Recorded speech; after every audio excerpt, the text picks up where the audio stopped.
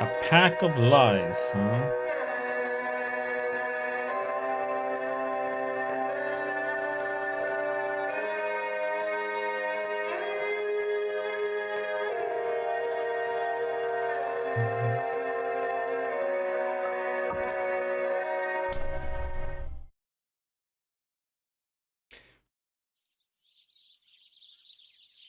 Prime Minister Colorio.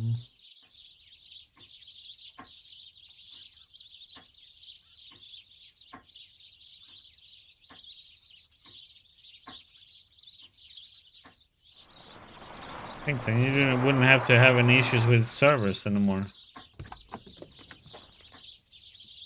The next morning, I witnessed from my room the arrival of 2 constables and a sergeant.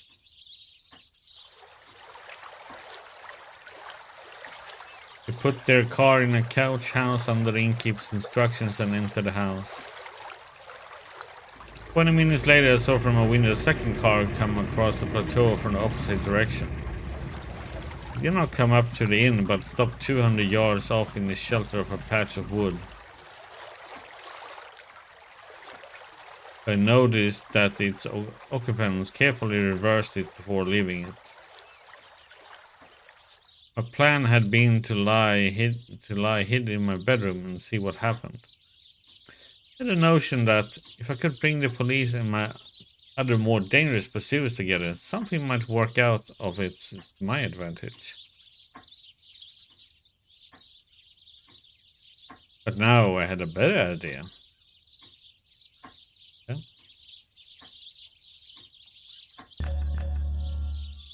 Right.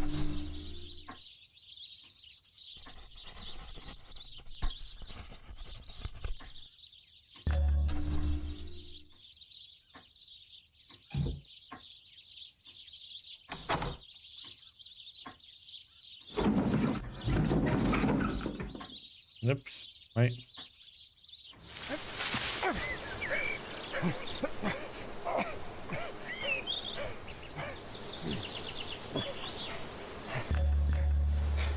Crank it! I stole gently out onto the plateau.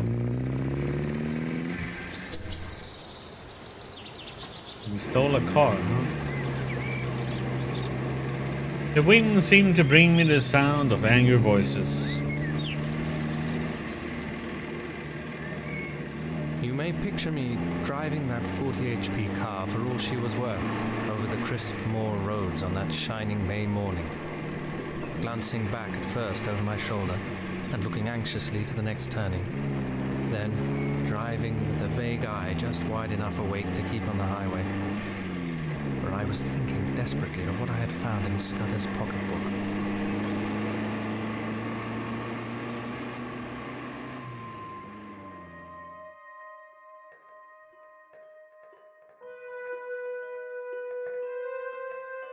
The 15th day of June was going to be a day of destiny, a bigger destiny than the killing of a Dago. It was so big that I didn't blame Scudder for keeping me out of the game and wanting to play a lone hand. That, I was pretty clear, was his intention. This war was going to come as a mighty surprise to Britain. Carolides' death would set the Balkans by the ears, and then Vienna would chip in with an ultimatum. Russia wouldn't like that, and there would be high words, but Berlin would play the peacemaker and pour oil on the waters, till suddenly she would find a good cause for a quarrel, pick it up, and in 5 hours let fly at us. That was the idea, and a pretty good one too.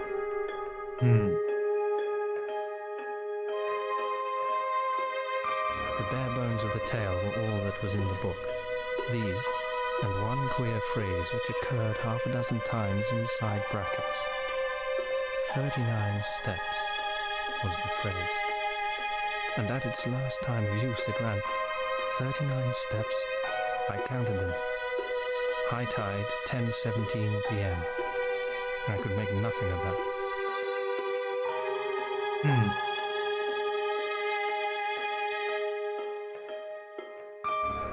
It was no question of preventing a war.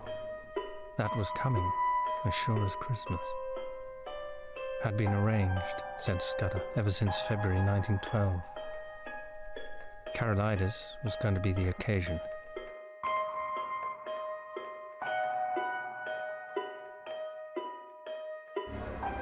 The whole story was in the notes, with gaps, you understand, which he would have filled up from his memory.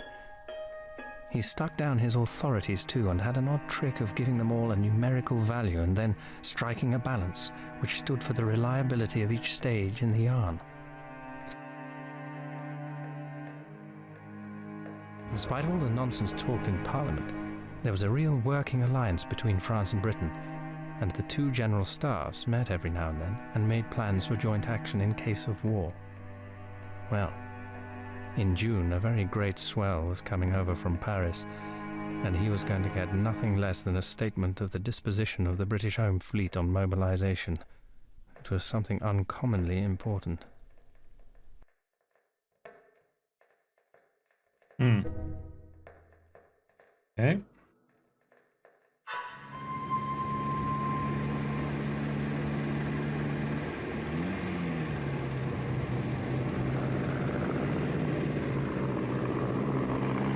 The Bear Moor was at the aeroplane's mercy. My only chance was to get to the leafy cover of the valley.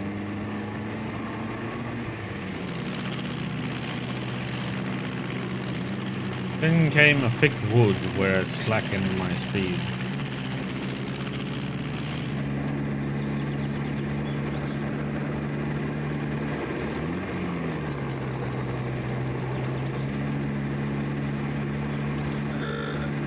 Suddenly I heard a hooting of another car and realized upon my horror that I was almost upon a couple of gate posts through which a private road debouched on the highway. I clapped on my brakes, but my impetus was too great. Did the only thing possible and ran, slapping to the hedge on the right.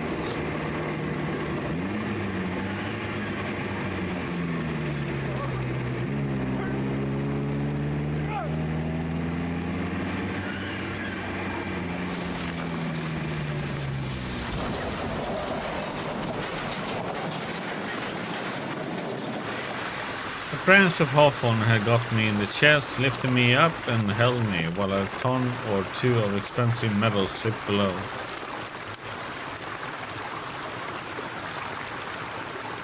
Slowly that thorn let me go. As I scrambled to my feet, a hand took me by the arm. I found myself looking at a tall young man.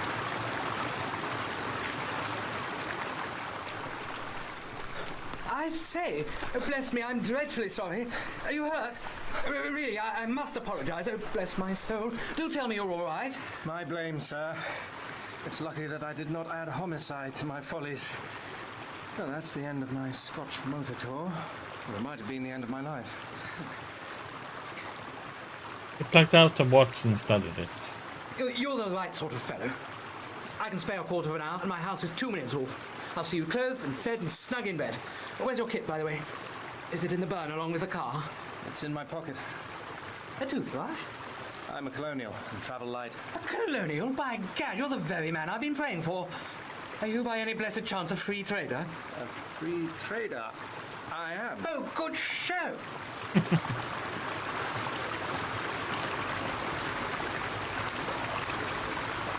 He patted my shoulder and hurried me into his car.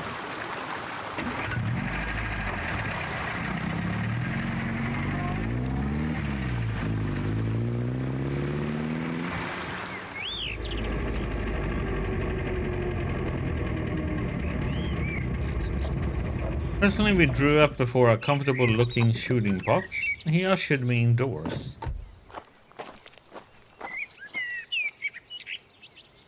First he flung half a dozen of his suits before me, for my own had been pretty well reduced to rags.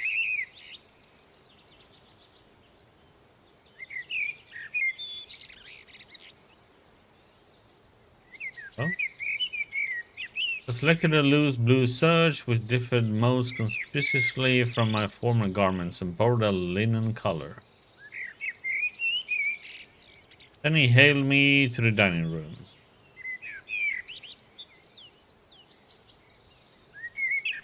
Thank you. You find me in a deuce of a mess, Mr. By the by, you haven't told me your name. Twiston. Twisden? Any relation to old Tommy Twisden of the 60th? No? Oh well. Well, you see, I'm the Liberal candidate for this part of the world, and I had a meeting on tonight at Brattleburn, and that's my chief town, in an infernal Tory stronghold. I'd got the colonial ex-premier fellow, Crumpleton, coming to speak for me tonight, and had the thing tremendously billed, and the whole place ground-baited. This afternoon, I had a wire from the ruffian saying he'd got influenza at Blackpool.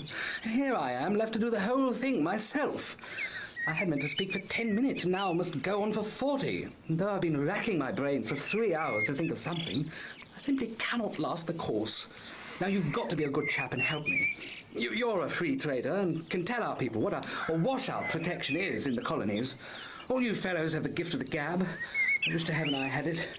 I'll be forever more in your debt. I had very few notions about free trade, but I saw no other chance of getting what I wanted. All right. I'm not much good as a speaker, but I'll tell them a bit about Australia. Oh. My words, the cares of the ages slipped from his shoulders. Harry? He lent me a big driving coat and never troubled to ask why I had started on a motor tour without possessing an ulster.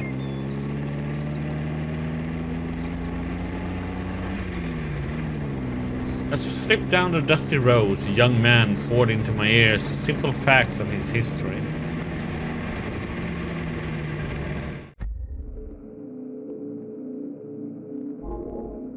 Sir Harry was orphaned at an early age, was brought up by his uncle, who is a member of the British cabinet.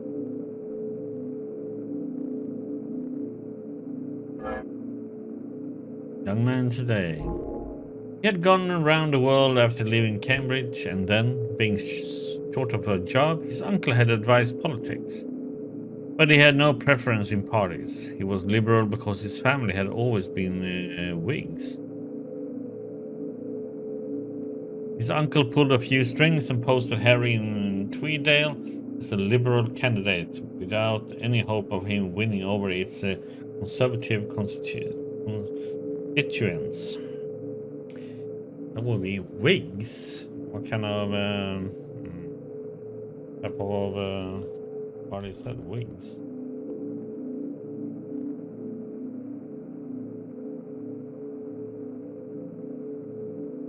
Heard of it before. No, they are political position center left.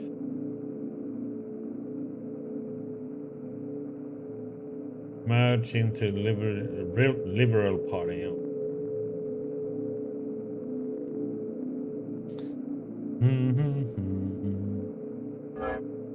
Interests. He knew about horses and jawed away about the Derby entries. He was full of plans for improving his shooting.